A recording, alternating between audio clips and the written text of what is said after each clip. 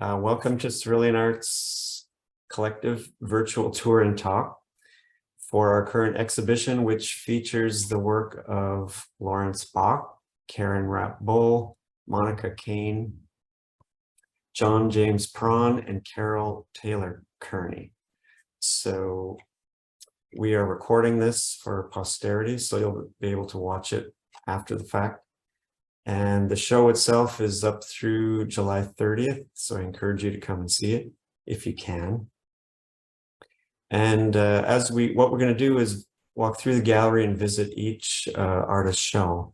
If you have questions along the way, you can put them in the chat, but put them in the chat to everyone so we can all see them. It'll be better to catch them that way. And what I'm going to do is spotlight Tina's camera, and we'll get started. And the first artist we're going to see is Monica Kane. Hello, Monica. Hi, Mike. So will you tell us a bit about yourself and your work? So I am a graduate of Pratt Institute from a long time ago. And I was a sculpture major and I worked in clay back then. And I'm originally from Brooklyn, but I moved down to the area. I live across the river in Collingswood. And I moved to this area in the late 80s. So I've been doing artwork for a long time, making objects for a long time, and drawing.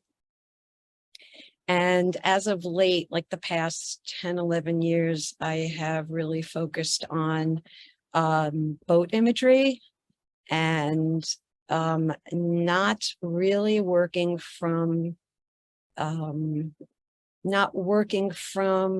pictures, or occasionally I do work from the real objects, and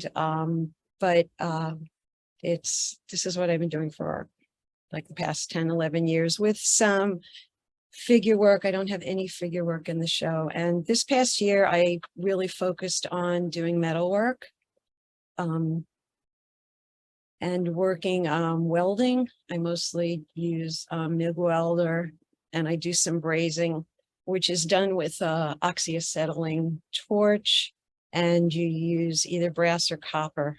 So you can weld materials together with that, or you can just use it as kind of it will melt to the surface.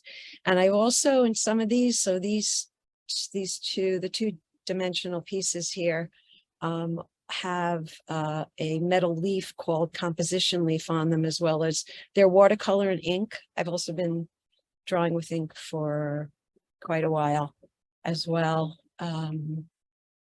And this piece in particular, so one of the things that's happened to me in doing this, I've always been around the water. I grew up on the East Coast. My parents were always great swimmers. And I found out through this whole process, my father is not alive anymore. And I had never asked him about his time in the military, but I knew that he was in the Navy, and he was what's called a Navy Seabee. Some people might know what that is. But I did some research into what he did, and I found some of his records. And that piece that we were just on is actually named for the town in New Caledonia where he first went to when he was stationed in the South Pacific as a Seabee. And his title was, he was called a ship fitter. And ship fitters actually do construction with metal and other materials. They put together pontoon boats. So over the past few years, I just found that out, and that was really kind of an interesting thing. That by doing something that interested me, I found more of a connection with my dad. These are really small pieces. They have a lot of brazing on them. And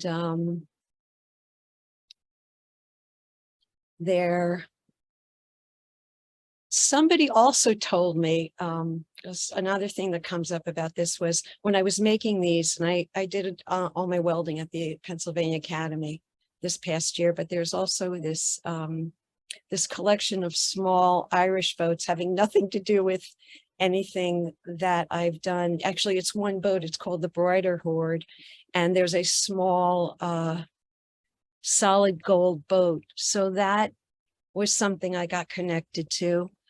And so my drawings actually came out of making the objects that I make.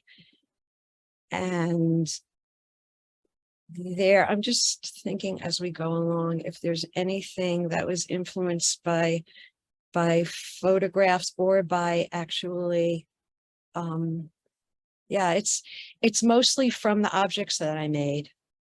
Whether I made them, sometimes I would make things out of really thin wire and then solder them together. I could do that. That I can do in my studio.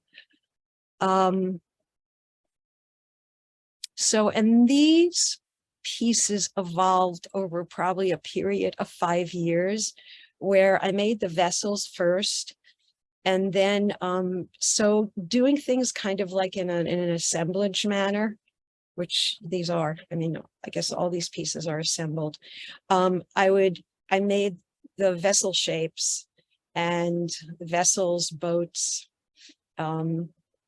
And then I had other materials around, and I would just kind of see either what piece together or have an idea, like with the spikes, those spikes, I had actually found those and work them as an assemblage and build my bases. These bases are built out of flat bar, like metal bar. It's like you can get steel bar in different widths and different thicknesses. So I got into building those. And then another form that came up was this form that I guess is kind of like a canoe. So, and the oars, so these are just objects that just interest me to make these shapes and forms. And I took off from there. So, and the closest I ever got to a canoe was a rowboat with my dad. So the 2D piece on the left, once again, all the boat imagery comes from the 3-dimensional imagery, but the idea of having a boat hoist influenced this one ink painting. So, I start with watercolor, and then I would work with ink. Usually not, I work with brushes, and I also work with sticks. And these are some small vessel forms that I just really liked. And I just liked the form. So I wanted to find a way to display them just simply as the form itself. And the bases on these are actually solid bar. So they're 1/2 inch, 3/4 inch solid bar. And they're cut with an oxyacetylene torch. And that's what gives it that really rough edge, which relates very much to the form. So, and I know we're coming around to my, for lack of another word, the silhouette pieces, but this is also, so once again, the bottom, the boat shape at the bottom, I actually made some small vessel shapes that were made out of very thin steel wire. That's what they kind of look like. So I took from there without really drawing, drawing from just that idea, not from, really just looking at them at that moment. It's kind of seeing what came to me. Monica, yeah. How do you decide on the size for your sculptures? Well, that's a really good question. Like, as opposed to making like a life-size boat, they're like very intimate. Yeah, they are. I wanted to focus I wanted to focus on multiples, and being able to make multiples would be at this point difficult to do really large ones like that. And so when I work, and it's especially with the drawings, but even with the small boats, I made many. I probably made maybe 50, maybe more than 50, almost 100.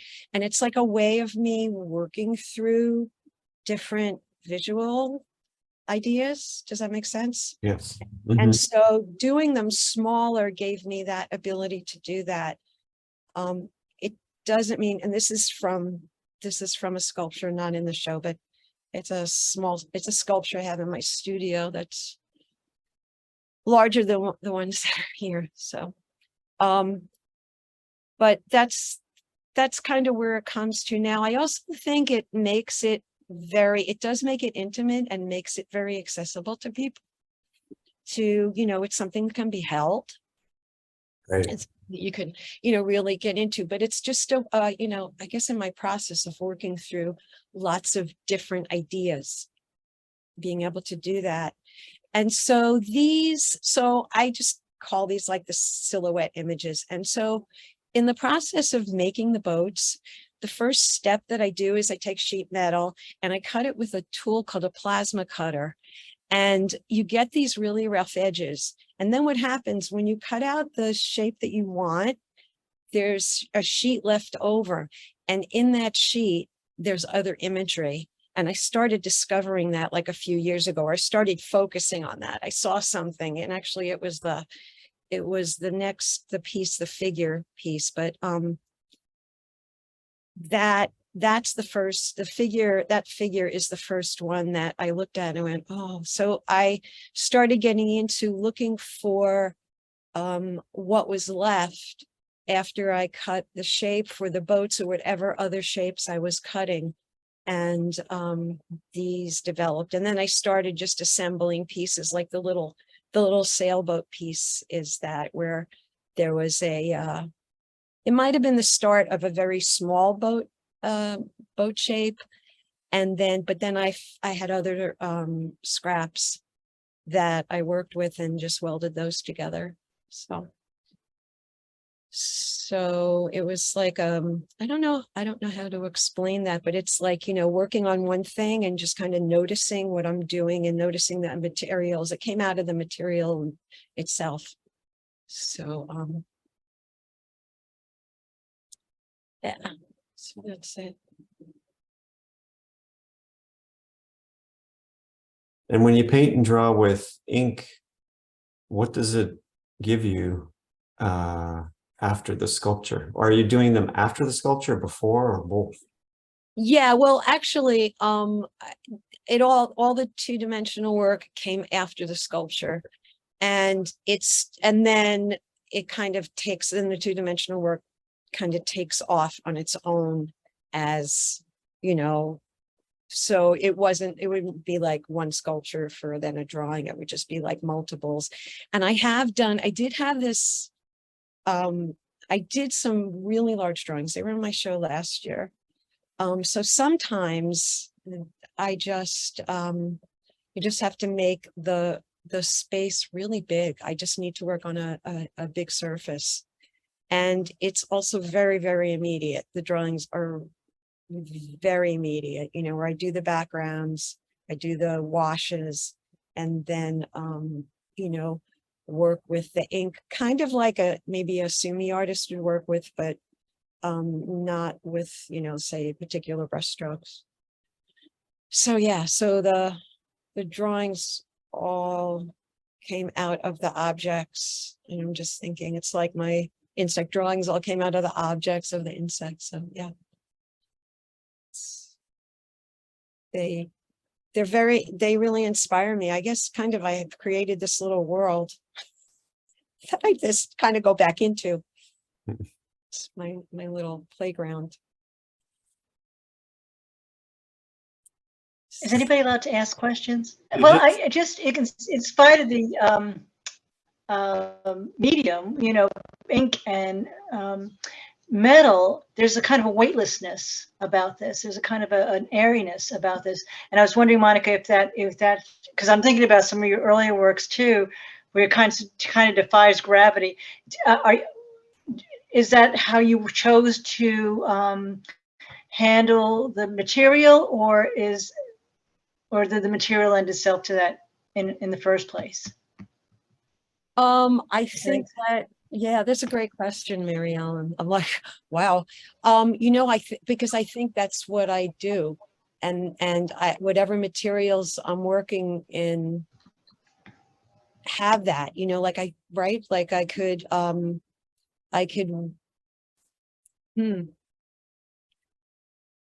it's not like I intentionally think about it, you know, I just, this is what image wise comes to me, that as I'm doing it, or this is what I intend to do as I'm doing it. Does that make any sense? It's not like it's not like I've made the decision before. It's just like, almost like, this is what my hand does. This is what my hands do. And this is what I go towards. I'm not sure if that explains. No, I understand. So as it evolves is what it Yeah. evolves. Yes, exactly. You know, so, and it sometimes takes, like the boats, really putting them together with, you know, doing an assemblage with them. That took like years for me to work with. You know, I went through this whole series of making the 50 or 100, you know, various size of these vessel shapes, you know, and then it was like, oh yeah, okay, now I can start to do this. And then over the years, it just evolved like that. Yeah. So it's somehow having a real, like, okay, I'm going to make this form sit on this form. It's as I'm doing it, I guess it's more like when you're doing a collage and you see what works together, and that's what an assemblage is. And then with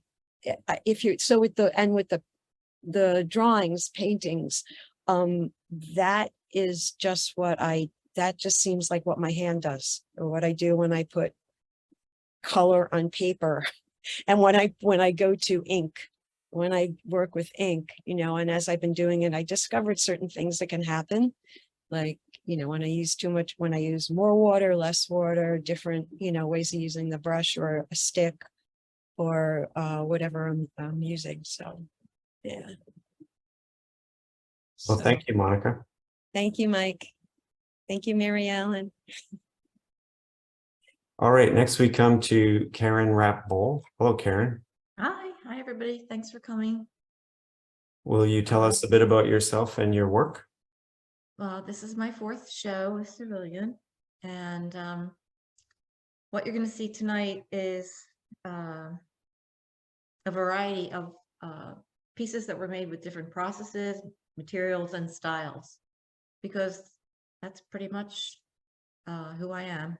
And I try to create things based on my impulses and how I'm feeling when I walk into the studio.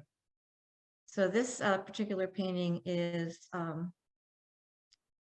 it was one of those things I call a smoothie, because it came very quickly.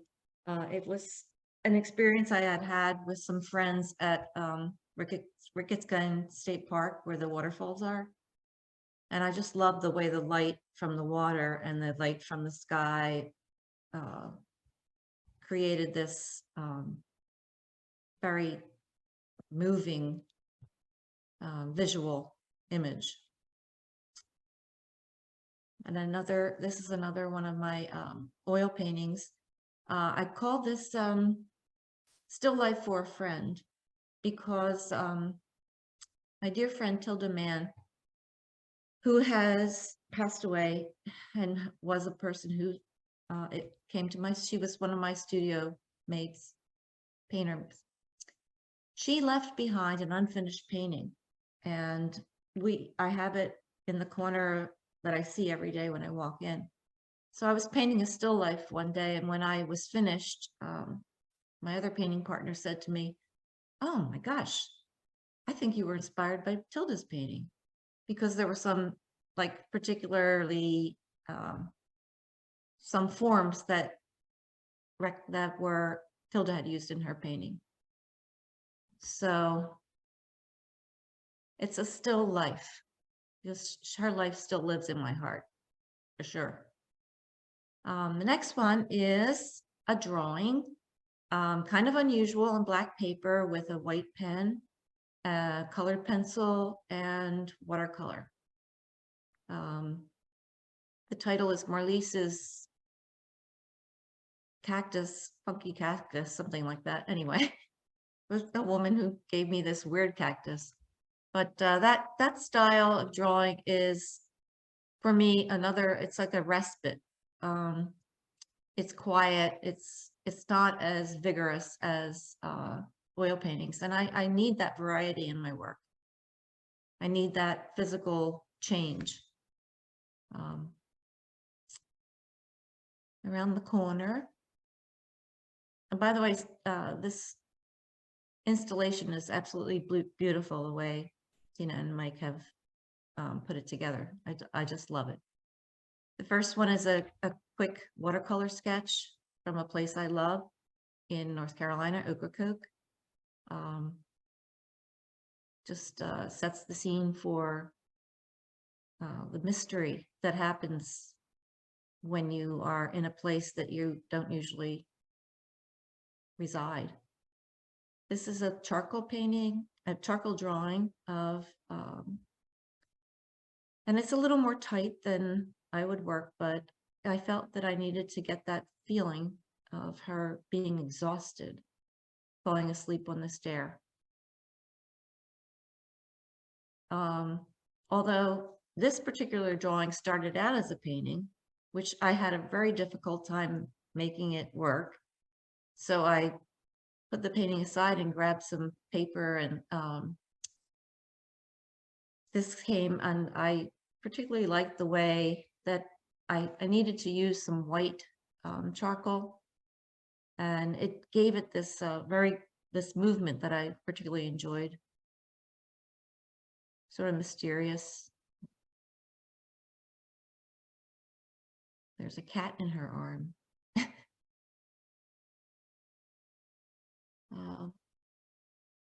This wall is like a work of art in itself, in that the painting on the left of the nude was done about a year ago, and I hadn't even had it in my studio.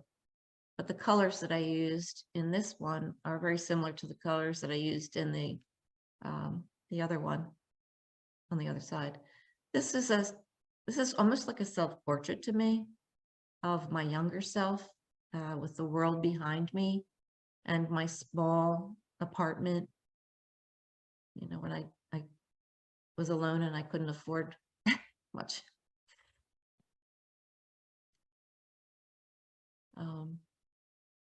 These are also of Ocracoke Island.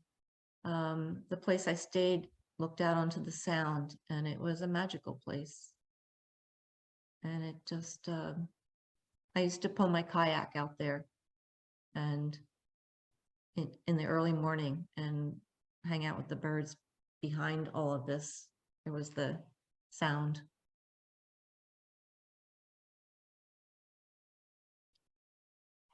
This is an abstract piece in oil, one where it was a day when, you know, I come in the studio, I just start putting some paint on the canvas and see what develops, and walk away, come back.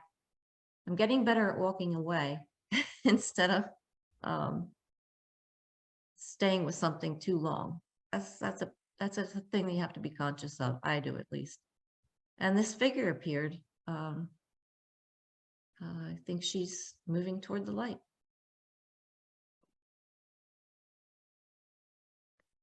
These are my graphic pieces. You know, sometimes I just need to do something a little more precise, as opposed to the softer, more flexible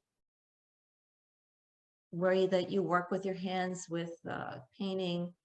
You know, sometimes I paint with my fingers, and it's more of involvement of your body. This involves drawing and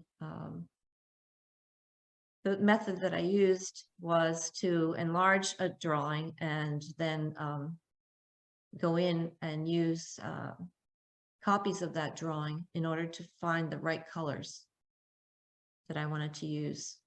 So they look like they could be silk screens printed. Yeah, well, like I said to you, Mike, those are the days that when I did these, my hand was very steady. It's just a different way for me of creating. I do have a background in graphic design. Mm. And I painted these, I did these right after my previous show. And I believe that I did that because of the need to do something that had less emotion put into it. I needed something sort of stable.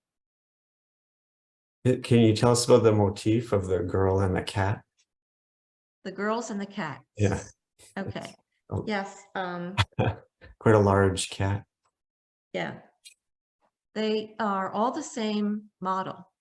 I had purchased some photographs from an art studio in Glasgow, Scotland, believe it or not.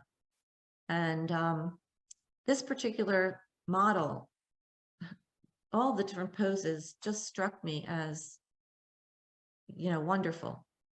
And inspired do them in this manner, which again is takes a longer time. I would take my drawings, my small drawings, and I would copy them on the copy machine, and then do many trials of colors that would actually work right and make them look the way I wanted them to look. And the last thing I would do would put the face on. In fact, I think I sent you some photographs that didn't on my sheet that there were no eyes and nothing. And then I was like, oh, I have to send a different photograph to them. And I was trying to get a feeling with very little marks. There's Mr. Parrot. I call him my spirit guide because it was one of those days when it was time to pick up the paintbrush and just start slapping paint on, and a parrot appeared. And I thought, I'm gonna look that up, what that means. And then I started to create this image. And the thing that I had read, of course, you can always read anything about spirit guides, different people's opinions. But the one that reiterated for me was that the parrot puts you in touch with a new direction in your life, something new, and pay attention, or I'll squawk at you. This is a oil painting. One of my favorite artists, Arthur B. Carles. I study the way he puts colors next to each other in his paintings, and try to learn from that. And you can see, it's very visceral. It's very mark making. So that's like the other side of me. This is a funny little story behind this. My daughter came to visit and we got in the studio and I said, let's paint. And she paints in acrylics. So she looked through some of the photographs I had, and this happens to be my sister at Chanticleer. So she starts painting and doing her thing. And since she lives in Kansas City, she could not take the painting with her. So I said, well, it's a good start. I'll paint over top of it. So what you're seeing is oil paint on top of a painting that my daughter did in acrylics. And I give her credit because she did a pretty good job. But that was kind of a fun thing to do. And this last one is if you zoom in, you can see it has a lot of scratch marks on it, and I went in with a razor blade and scratched into it in order to get a lot more texture to it. And then it just started to evolve as a very kind of dreamlike image to me. Yes, so all of these different styles and techniques that I use, I love to do that. I love to be able to walk in the studio and say, this is how I'm feeling today. This is what I need to make happen today. Thanks Thank very you much, for- Karen. Thank you.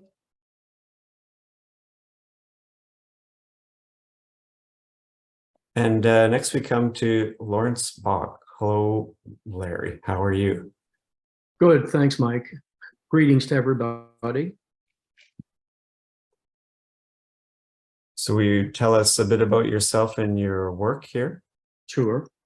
I graduated from Philadelphia College of Art in photography, was completely drawn to multiple images, never made a single image in 50 years, and ended up going to graduate school in Switzerland at the Basel School of Design, and did graduate work in photography and design, and went on to teach at the Aegean School of Fine Arts in Greece on the island of Paros. Did that for many years, and then came back to the States and taught at Moore College of Art, SUNY Purchase, Cooper Union, and finally at the University of the Arts here in Philadelphia for the past 40 years.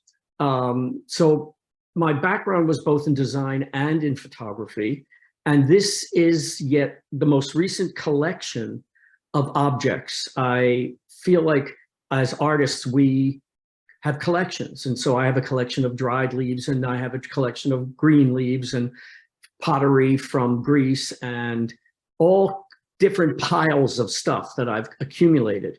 So in searching for a new language for this series, I wanted to see what those collections of objects look like on different kinds of tables. So every image has multiple tables, and the objects. I like to collect notations and old letters, go to the flea market in Athens, and I like them to be in Greek, so very few people can read them, but it's more about the handwork of the letter than what the letter says.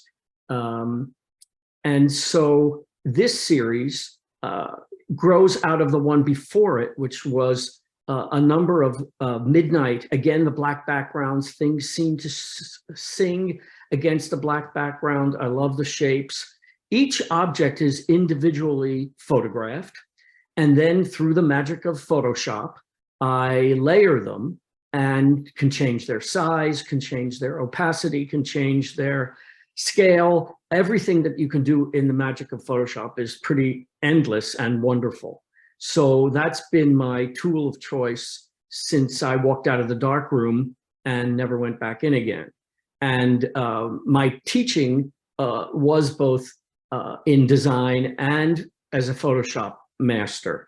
And so my students, I would never ask them to do anything that I couldn't do. And of course, they could do more than I could. And they taught me lots of things. And I don't mean just techniques, just something about the way objects can come together when you have the flexibility of putting one thing against the other. So the way these dried leaves hover over those stainless steel tabletops is just a wonderful contrast in form and in language. I have a collection of feathers, and how they sit on those multiple tables works very well as what I'm trying to say in terms of contrast of materials and just the flexibility of composition. These are 24 by 24 inkjet on watercolor paper, and small editions. I don't want to make more than 5. So as I grew in terms of playing it safe in the beginning, There are about 20 of them. They got more risky, more playful. And that happens to me every time I approach a series. I like to start in something very safe and then break the rules and tumble and fall and everything that could happen. And what's wonderful about Photoshop is you get a series, number 17, A, B, C, D, E. You can make as many as you want where you're moving the objects in a different place. So you don't lose the early idea, but it's wonderful to look at the history and come to the last idea when you feel like you could stop now. Like here's the table. I never would have used the table with that strong leg element and that bonsai plant. But the legs are a beautiful linear element against the solid table. And then the bonsai plant can just explode on the different levels of tables and the shadows that they produce. So it's a wonderful medium and gives you lots of flexibility. And So Larry, mhm. it seems like there's so many options that you could go on forever with any one piece. So how do you know when to stop? Well, it's the old story. We all have, whether it's a sculpture or a piece of painting or whatever the medium is. I live with them. They're hanging up in my studio.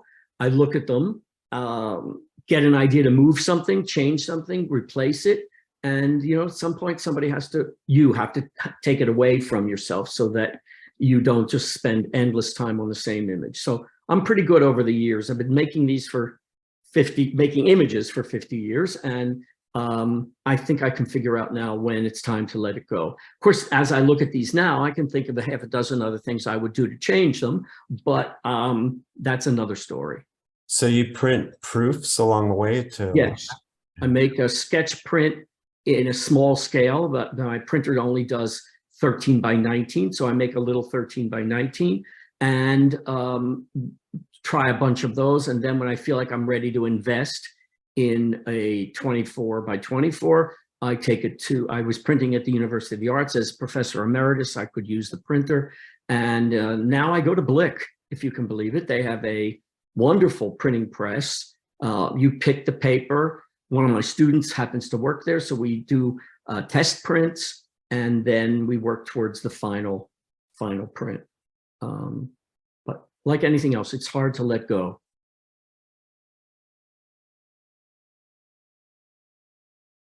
Any other questions about the work or the background?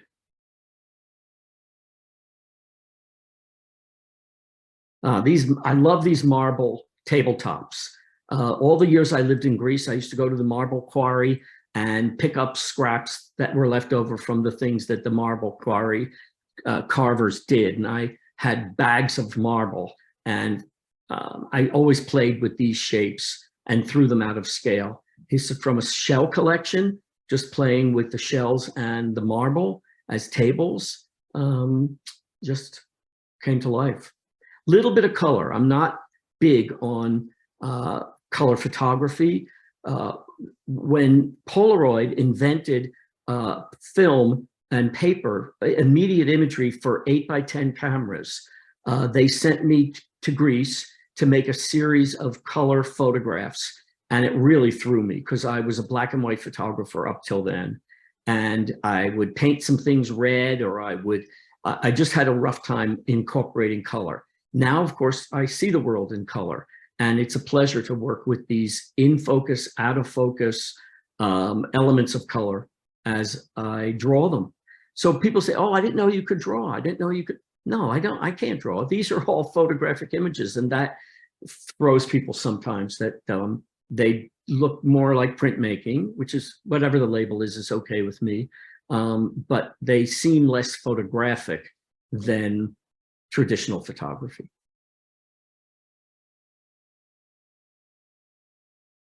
Thanks very much, Larry. Thank you.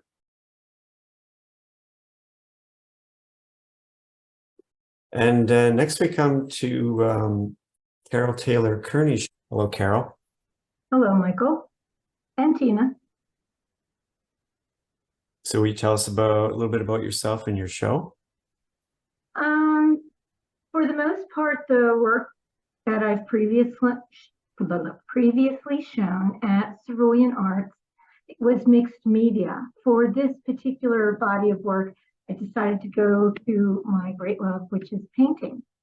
And once I made that decision, because I like just taking paint and moving it around, I started to look for subject matter, and I've been having health problems. And so after each of my doctor's visits, my husband takes me for a nice ride around to make me feel like I'm getting out. And I started looking at skies, and I realized how much skies are actually expressionistic paintings. They're constantly moving, just like paint can move, and you let things go one into another. And after I took images with my cell phone, I then went and then started to notice how many times something man-made jumps into the picture. So then I started allowing the man-made to jump into the picture. And out of these, I have done a series of paintings, mostly small works, because that's what I'm capable of having the attention for right now. But I'm anxious, after moving paint around so much, to get back into larger work. There's another grouping that I was doing at the same time, where I live in New Jersey. It's a lot of flat landscapes, whether they're seascapes, lakescapes, or just fields. And I always liked Van Gogh's carving, like paint. And so I thought, why not do that in wood? And then I could still paint my sky. And so there's a series of those. The little American flags came about because I was making these teeny tiny, I can hold it in my hand and play with the paint. And after looking at them when they dried, I had done a whole series that it was my first show at Cerulean that was based on the American prayer flag, so American flags. And it's July, and I thought I definitely have to put some American flags in some of these paintings. So that's how I ended up with flags in my painting. This is from Gloucester City.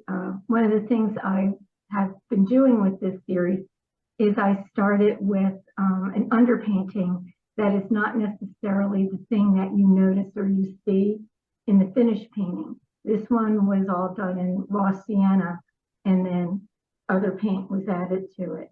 A larger previous one was in green.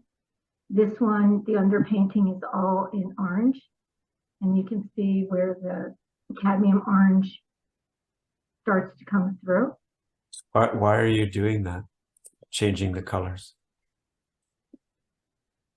The magic of painting has something to do with it. The tradition of learning how to layer paint and how you can manipulate it by putting thick layers of one kind of color on that's more opaque over other thinner layers of not quite opaque paint. So you get these small pops of the underpainting, and it brings in a certain kind of light. So for each one of these, I was looking at the light of that time of the day to determine what the underpainting was, as well as the details. And so a lot of it is like the push and pull. This painting with the yellow houses was purple and dioxide violet. And so you can still see remnants of that color in different areas. And it really helped to push the sky, as well as bring shadows into the yellow of the houses. And that was a trick I learned at the Academy. So Carol, talk a little bit about your background. So you attended the Academy.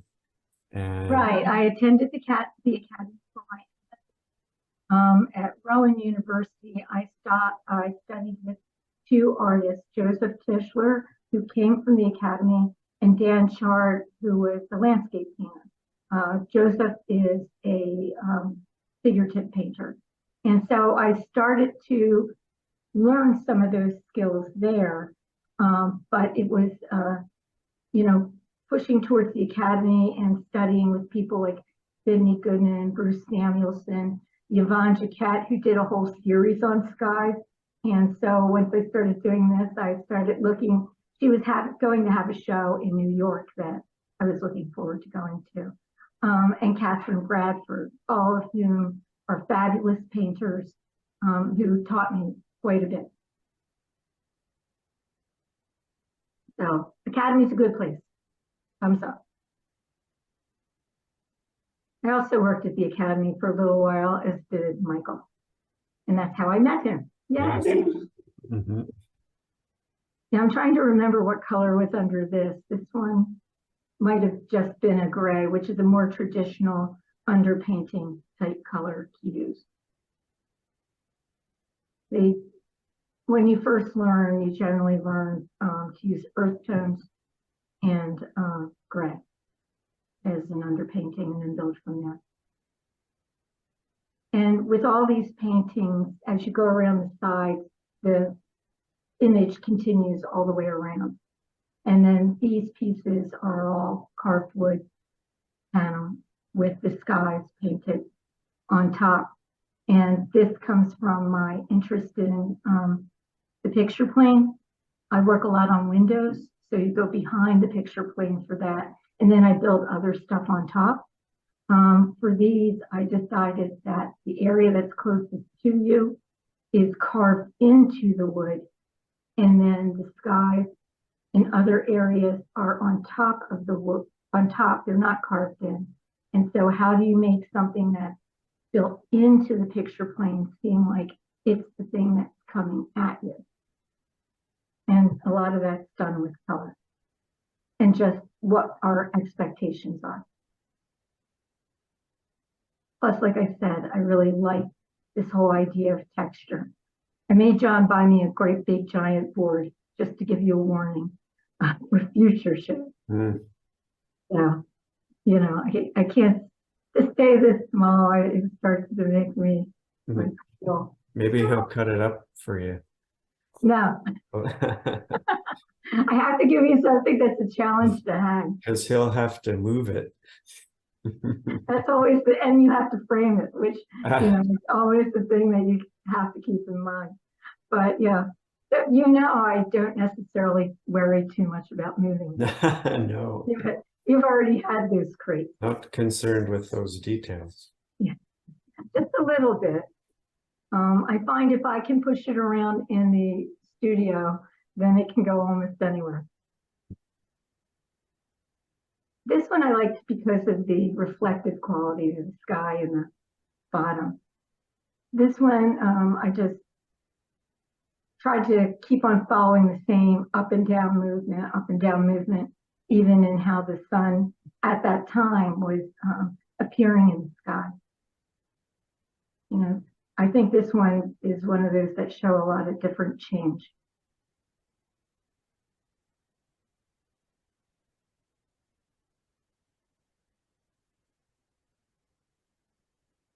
And then this one was the one from the card.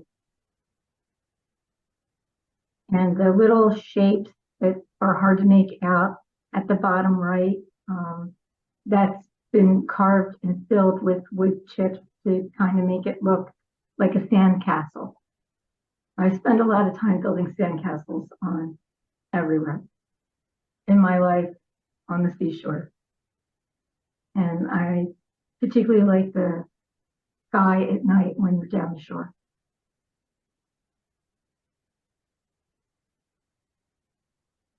And so you're from New Jersey? Yes, born and raised, South Jersey. I'm a Jersey girl. This one is a compilation of a few different things, and it was the one that I started with before I realized that these sky paintings had human interaction.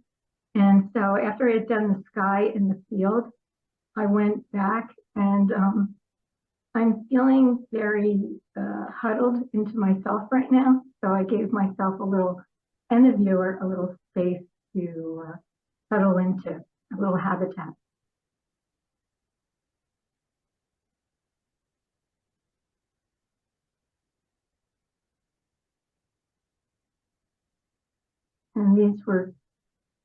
The top one I took while I was walking in and around my house. And you can see that that one has yellow under it. There's quite a bit of yellow left. It was one of those kinds of days where the sky was changing and I was racing the clouds. And this one was kind of a mix between some shots I took of land and sea and what the clouds were doing too. I think that one's green. Maybe.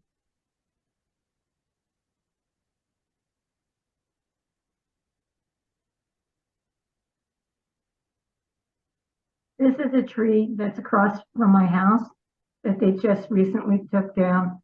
So it's a tribute to this tree that made it through the tornado we had. And I caught it at its specific moment. And it's since been taken down.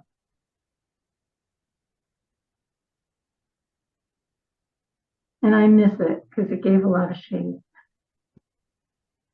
Now they're using parts of it to block paths so people don't try to take their four-wheelers down the woods trails that are around my house.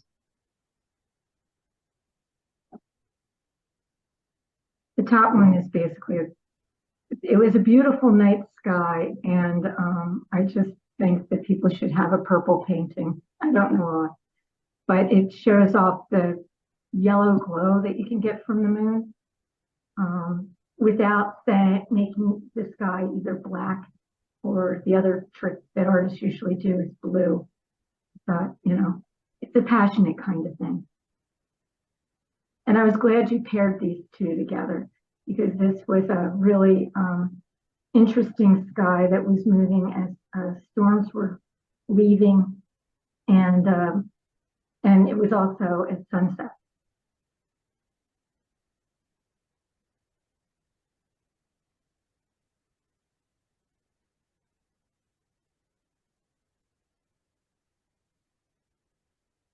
So that's about it.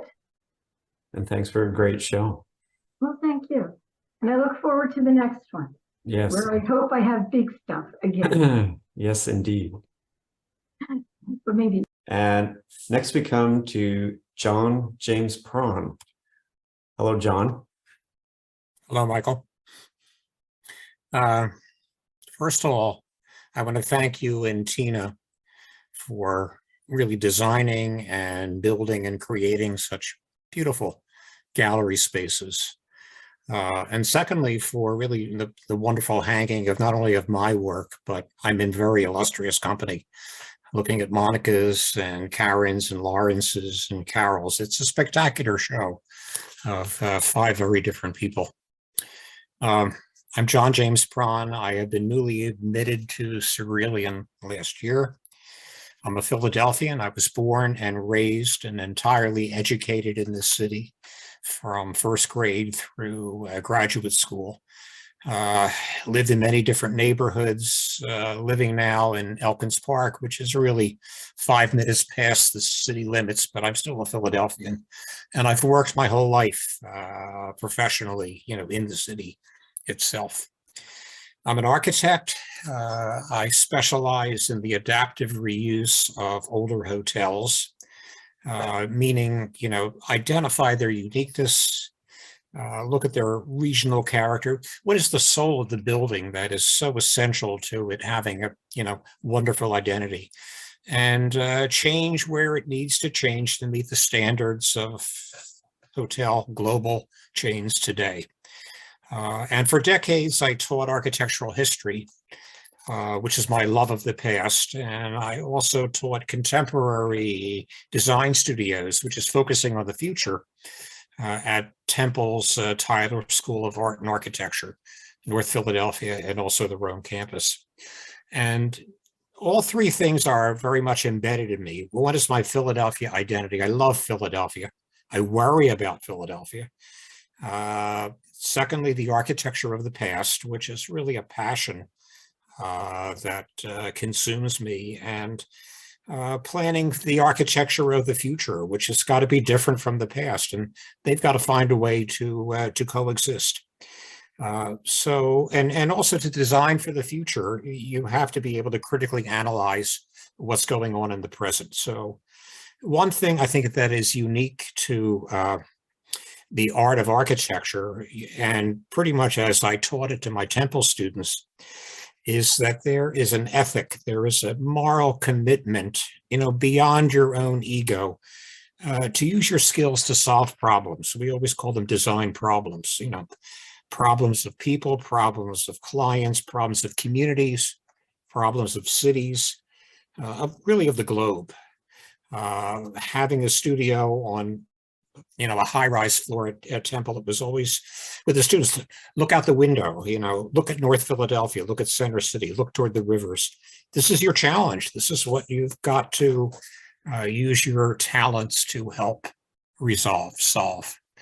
And so I've got a show of 20 works where I really itemize my likes and my fears, what is really unique and what is great about this city and needs to be even more appreciated and sustained to continue into the future.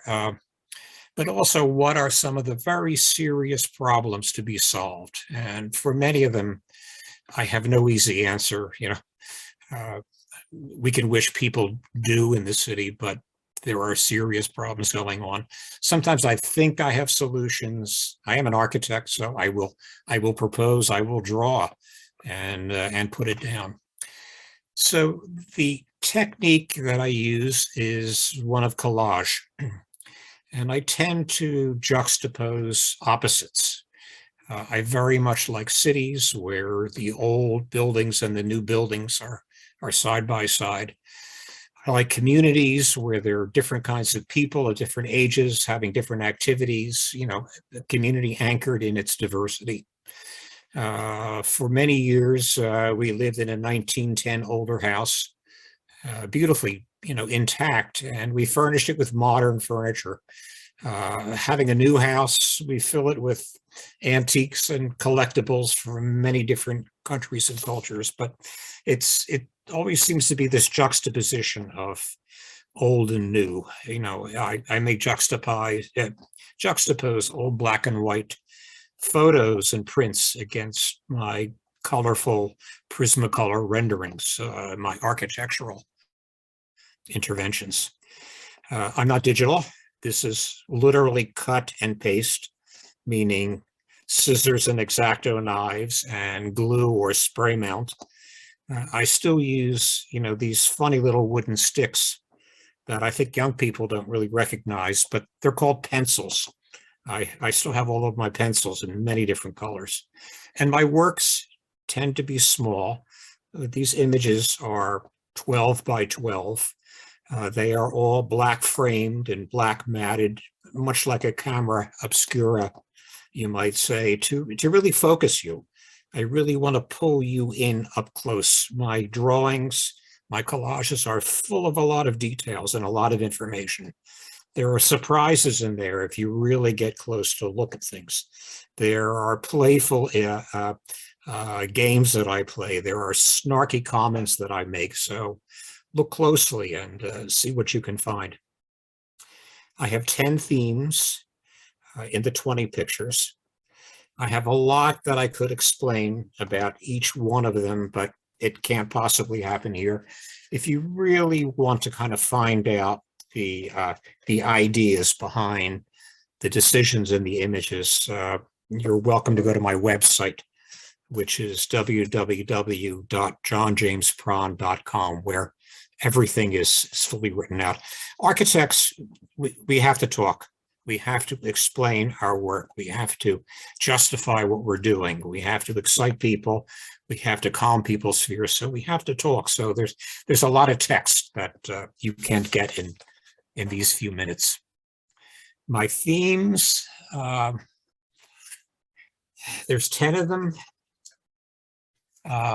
They range from children in the city, the school district, which everyone has got grave concerns over how well it's doing in its future, the neighborhood block parties that were so much a lively summer experience in so many neighborhoods, Um, Another theme is sustainability and agriculture. Uh, I've looked at the Philadelphia suburbs, and I've replaced chemically induced green lawns with local farming. Everybody becomes their own Adam and Eve on their property. I've looked at creating vertical farms, which is a very viable idea in the office towers that are empty of the office workers. We in Penn always wanted a green country town, but now if we want the greenness in Center City, we've got to find it by going upward. I look at the Philadelphia skyline. For some people, it's exciting. It's full of a lot of promise and opportunity and beauty in its setting between the two rivers and all of its parks. For other people, that same skyline is untouchable, is out of reach. Here is the one American city with the major city with the highest percentage of urban poverty. I deal with people living on the fringes, like you see here, the love statue on the left, dealing about homelessness, dealing about immigrants coming and being welcomed or not welcomed to the richest society that this planet has ever known. I look at the Native Americans who, despite William Penn's promises, his sons cheated them out of their Pennsylvania lands. I look at epidemics. Some like this, have been resolved, even though a lot of people have fled and not sure that everybody is coming back to reconstitute the good qualities of the city. I look at opioids getting worse and worse. That actually is this image. The New York Times called Kensington Avenue the Walmart of opioids. That drug tourists come from all over the East Coast to go to Kensington, and it's getting worse.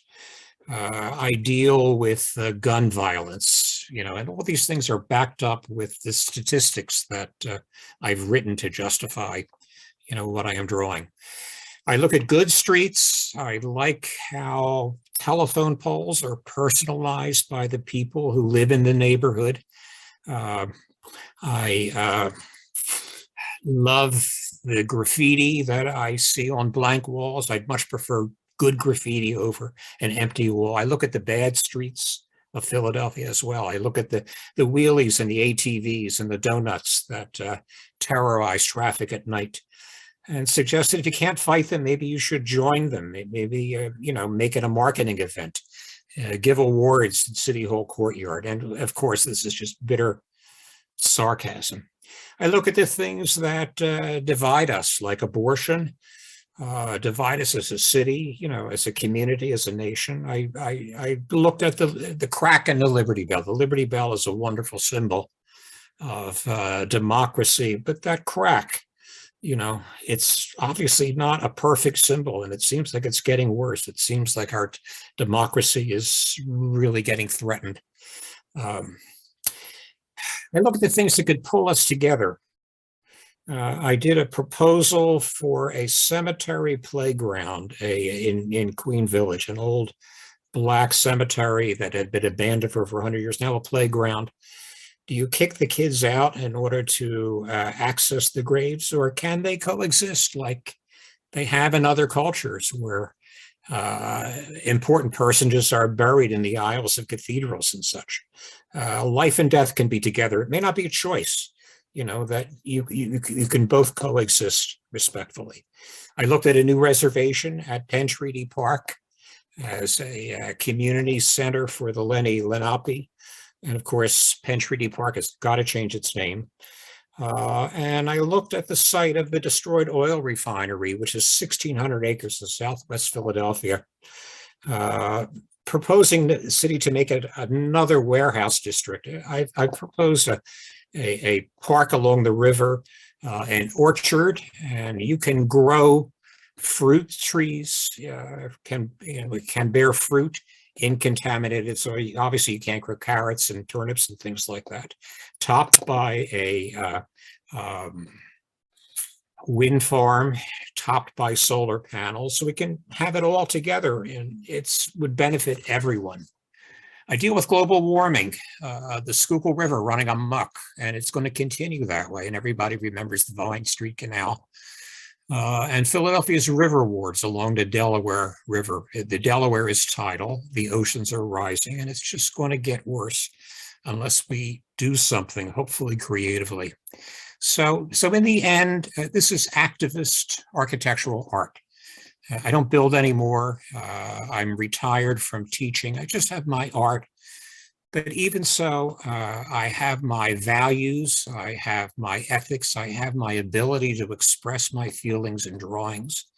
And I do want to remind people, you know, I want to shock them. I want to stimulate people to respond, to take responsibility for our city, to take some kind of action. So I really see this as sort of a visual letter from a long-term Philadelphia resident and advocate.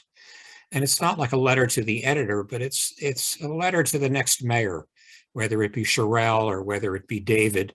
This is my visual agenda for a city that I'm wedded to. That's it.